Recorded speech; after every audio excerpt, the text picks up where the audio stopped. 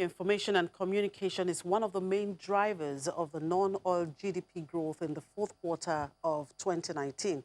Now, the sector grew by 10.16% in the fourth quarter from 9.38% in the third quarter and, of course, 13.20% in the fourth quarter of 2018. For the full year 2019, the sector grew by 11.08% in full year from 9.65% in 2018 and 1.04% in 2017. All right, let's see what is driving growth in this sector. And I'm being joined by the former president, Institute of Software Practitioners of Nigeria, Mr. James Imadui. Thank you very much for joining us, Mr. Imadui. Thank you very much, Emezi. So what is your take on the growth rate of the ICT in Nigeria? Well, it's growing well, and this is expected because the direction of the world today is technology. And everything is being driven by technology as it were today. And going forward, the growth rate is even going to increase. We are getting to a level where people will no longer talk about oil as the major economic driver in our country. What we need to do is to position our country better so that we can actually enjoy the benefit of technology as we move forward into between the 2015 and the 2030. All right. Now, you're talking about the sector growing well. Now, some have argued that the growth rate we've seen in that sector is as a result of more of consumption, rather than production. How would you react? Well, it's more of consumption, I agree with you, because the telecommunication sector brings in a lot of, part of that growth rate that we are talking about. And as you are much aware, most of the telecommunication industries are foreign-based, so to say. Now, the challenge we have in Nigeria is that we really do not try to do our own thing by ourselves. We are in software sector, but when you find out from the way the country is run, you find out that the people in Nigeria prefer foreign products. Why is it so? Well, that has been the challenge that we have in the sector. I can remember in 2006, the Olusegun Obasanjo government made some effort then to say that, look, every government department should use a made-in-Nigerian technology. But even within that government, you will find out that you will see advertisement for tenders which are going to give a condition which are geared towards foreign products. This is our problem. And this is one thing that we must be able to solve if we want to develop in this country. Nobody is going to develop the country for us.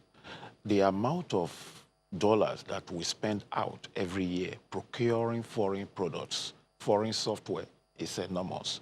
If that money is flowing into the Nigerian sector, the children coming out of the university will get employment, and the growth rate of the country will improve significantly. The World Index of Development, Nigeria is standing at number 158 out of 198 worldwide.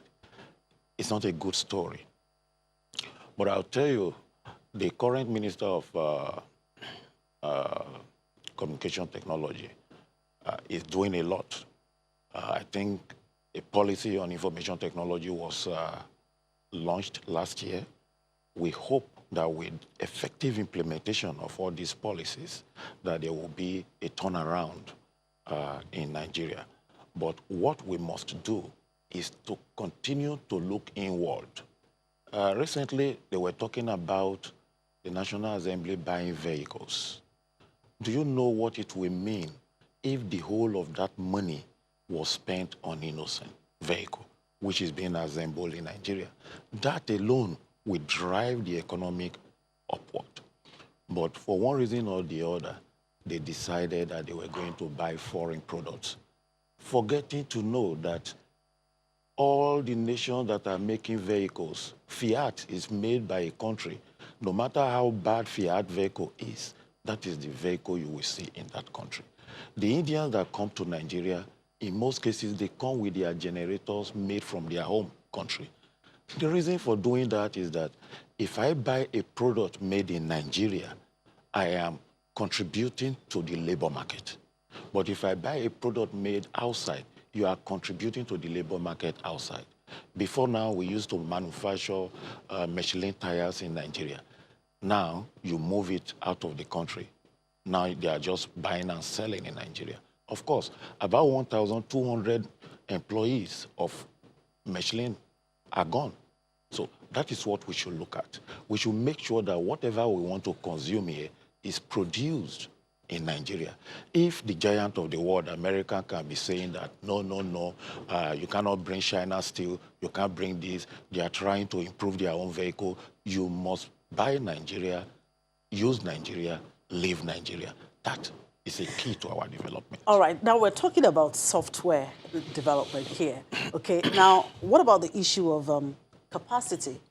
Do we have enough capacity in that area to really, serve as an encouragement for Nigerians to actually patronize software developers here in Nigeria? You see, Nigerians are smart people. It is just the enabling environment that we need to work at to increase capacity. Then we need to retune our educational system so that the graduates from the university will be able to hit the ground running in development once they are out of the school. Then, of course, I think earlier on in the day, we were hearing about how many $1 million that have been voted, for this and that.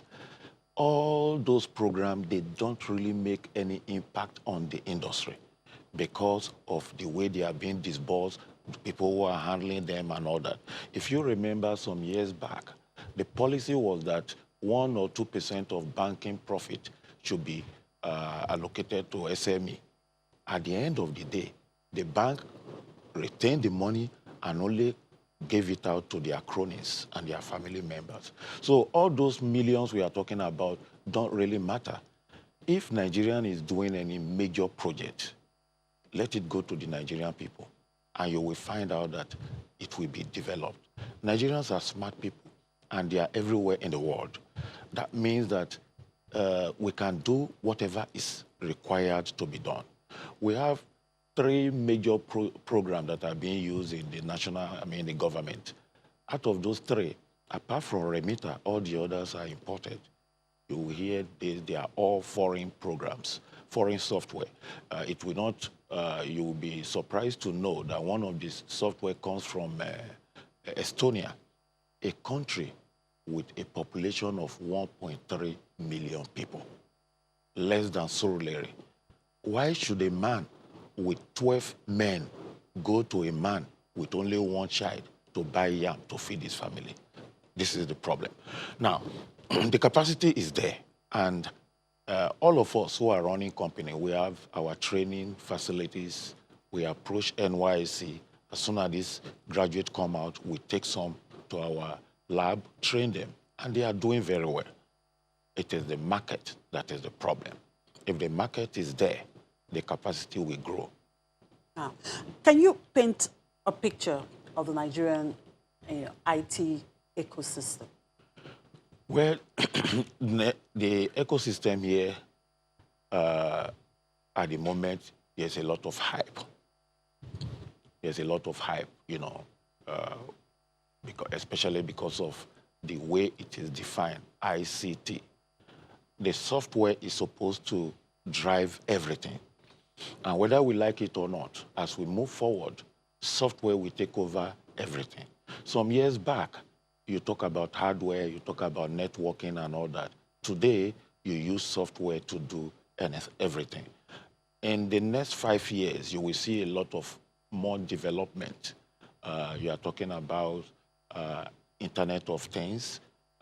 You are talking about conducting this interview without you. A robot could be asking the question and all that. You are talking about robots delivering services in the supermarket, in hotels, and in all that. So a lot is going to change. And we must therefore position ourselves because there will be major job losses in the industry, whether you like it or not, because of technology. The banking sector that have all these giant buildings, they may not need them going forward. Now, sometime last year, the Vice President visited the Silicon Valley to explore how the ecosystem there is. What is the outcome of that visit? What has been done? What message did we get from that visit? Every successful, succeeding government have always gone to the Silicon Valley, but we have never been able to transform what is happening there in Nigeria, and that is the problem. The Vice President was there last year. We are hoping that they will be able to, first of all, create an area to say this is our Nigerian technological village. In 2006, General Obasanjo made pronouncement that the Federal Secretariat in Lagos in Ikoyi should be converted to such a village. For one reason or the other, that pronouncement died naturally. So we must first of all really develop such physical area that we call the technology village and be able to provide the necessary infrastructure that will encourage growth in that place.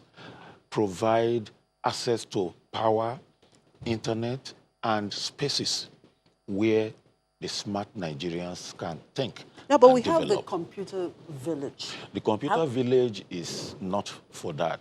What you call the computer village in Ikeja. And I remember Mark Zuckerberg visiting, Lagos sometime again last year, and I guess he was very impressed. What is happening in the computer village mainly is buying and selling. We are talking about research and development. It's world apart. The computer village is just like the natural traders, buying, importing foreign product and selling. Here we are talking about development, research and development. We are talking about young people who will have a place they can go to, all facility in terms of power, internet is there, because these things are easy. You plug your computer and you are able to get whatever you want to get out. You are able to think maybe within 1 week, 2 weeks, 3 weeks, 1 month, and you come out with a product. There we need the support of government, because when you are doing such research, you should not be hungry. You should not be thinking of how you will feed yourself, because when you have this environment where before you even perfect the job, because you do not have means of livelihood, you want to rush to the market, you can never master development. So this is what we are talking about. Government must make concerted effort to ensure that, yes, we want to develop. Good thing is, try to close border for whatever we can do by ourselves. Do not allow an Indian man to bring Gary to come and sell here, because they will not allow it in their country. No matter how good our system is, you cannot just fly to India and start selling it, but that is what we do in Nigeria. We open our environment for everybody, and then we are where we are. But that needs to change. And what is the role of talent in all of this? Well, talent is everything, without a doubt. And like I said, the Nigerian boy and girl are highly talented. They do well everywhere in the world, apart from Nigeria. When you take a Nigerian child to any country, it's in the flying class. But the moment you step down at Murtala Mohammed Airport, problem starts. Even then, as of today, we have a bunch of Nigerian boys that are performing well here. Somebody mentioned earlier on with the training facility that was being given by Andela, the number of boys that have now been exported to provide services outside Nigeria. That is the sort of thing we are talking about. We should be able to have people who are working here and serving other countries. There are some countries in the world that their major production is from the services they render out. Nigerians should be able to do that. All the state governments, governors, they should be able to invest in such a park where they encourage development. Now, when Zugabo came and went to Computer Village, those are just hype. It's not for any major program for Nigeria.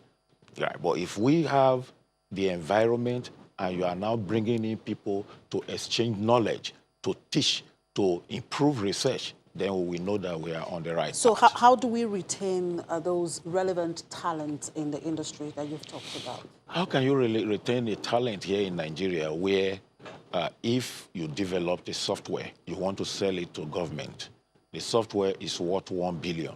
The government will say they want to buy it 1 million or 100 million. Or in another form, they are ready to pay 2 billion, but what we get to the producer may not be more than 100 million. Of course, these engineers are very, very expensive. You have to pay them good salaries. And if you are working in Nigeria and all you are getting is 200,000 per month, and somebody is willing to hire you in the US to pay you $5,000 per month, I mean, you will go, right? So, but if we create the right environment in Nigeria, and then we appreciate and pay the right prices for Nigerian products, then the improvement will continue to grow. Some years back, you remember nobody would touch China product, but they continued at it and they were producing for their own consumption and improving on a daily basis. It's the same thing with every other thing in the world. If we keep consuming our own consumption, all the systems that are now imported, if you replace them gradually by Nigerian produced written software, you will find out that within 3, 4, 5 years, we would have mastered whatever aspect of it. And all our children will now be able to get the right remuneration for their talents. Yeah. Okay, intellectual property is one key issue in this industry. What are the major challenges in this area? You see, it used to be a key issue, but technology is also moving in a direction where it becomes more and more difficult for you to do what you used to do, just copy and use. What am I talking about? Before now, we come to channels to deploy a system.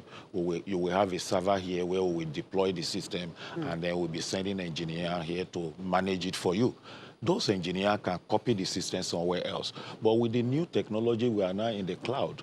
You hardly get people who put their servers in houses. So it's becoming more and more difficult, for software to be stolen.